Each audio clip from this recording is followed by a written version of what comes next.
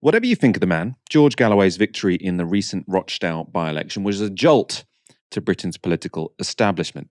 And in a recent interview, he discussed the possibility of an alliance with another political outsider, Jeremy Corbyn. I haven't spoken to him for many years,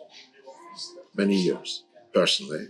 I speak to people who speak to him, and he speaks to people who speak to me, but I haven't spoken to him in many years. So I don't know why he has procrastinated so long in making a final total break with Labour and leading something himself. If he was here now, I would say to him, you saw what happened last night. Set up, announce an alliance of the remaining socialists in the country.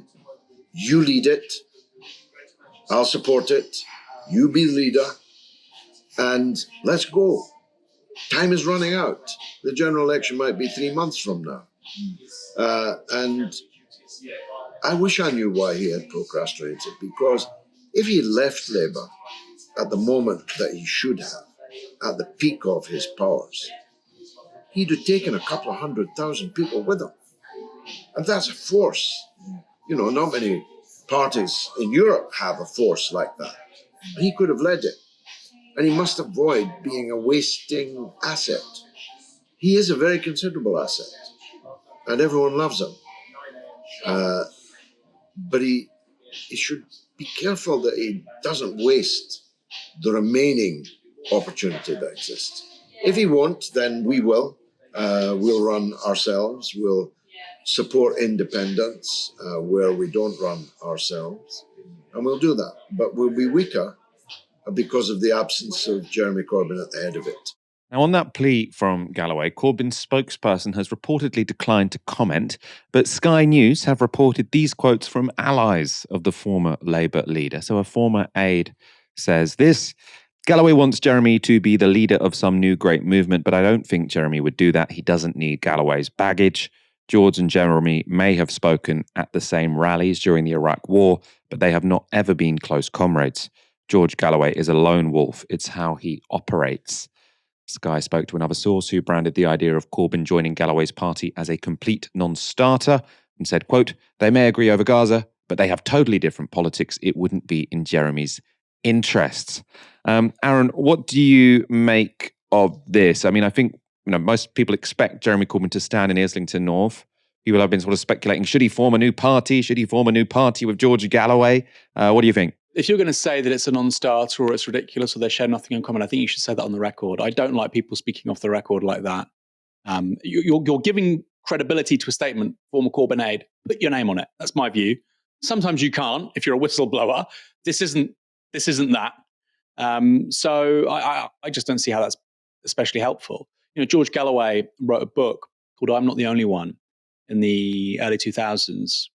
Has many funny anecdotes in it, including the fact that he gave revolutionary literature to Tariq Aziz, the then Iraqi prime minister, shortly before the American invasion of Iraq, so that he could successfully prosecute a revolutionary war.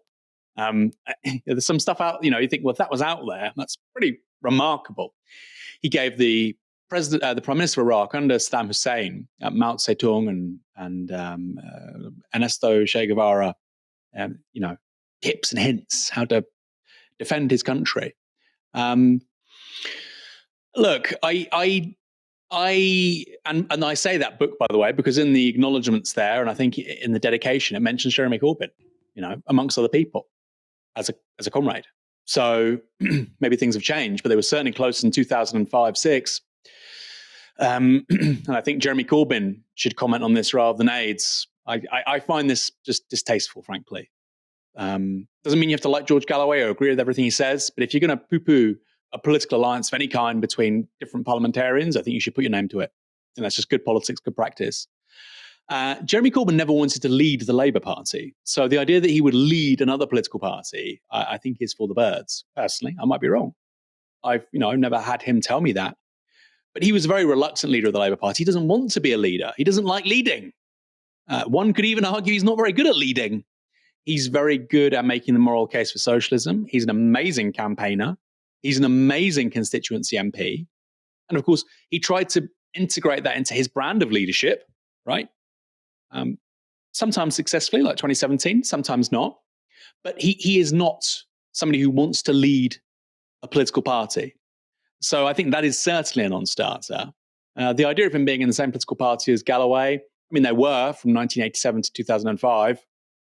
That's quite a long time, isn't it? That's 18 years. So, there's lots of beef post-Respect, the political party which Galloway was a prominent member of in response to the illegal war in Iraq after 2003. There's lots of beef and animosity and bad blood between people on the left as a result. But the idea that they can't be in the same party is obviously nonsensical because it was true in the past. I think Galloway is an extraordinary campaigner. Where I do agree with that comment given is that Galloway is a little bit of a lone wolf. He's not been involved in a political party and collective action in a meaningful sense since he left Labour. He was the only member of Parliament for Respect. He won that seat in the 2005 general election.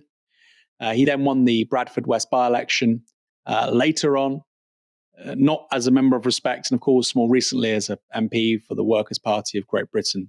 He's now the MP for Rochdale. An extraordinary set of accomplishments, but the fact he's not been involved in a larger organisation for a particularly long period of time probably suggests he's not the right kind of personality to work with other people, compromise with other people, to enact the kind of thing he's describing there. So they're both not especially good candidates to lead a new party of the left for very different reasons. They both have their own skills.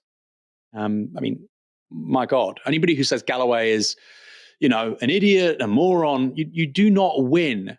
You do not win a parliamentary seat three times,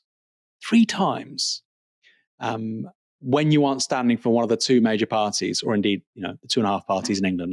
Let's include the Lib Dems too. I said this on a previous show, Michael. George Galloway is one of only two MPs to represent 4 constituencies. The other one is Churchill, who did 5. It's very, very rare. So I don't want to diminish his achievements, but him and Corbyn in the same party, Corbyn leading it, not happening.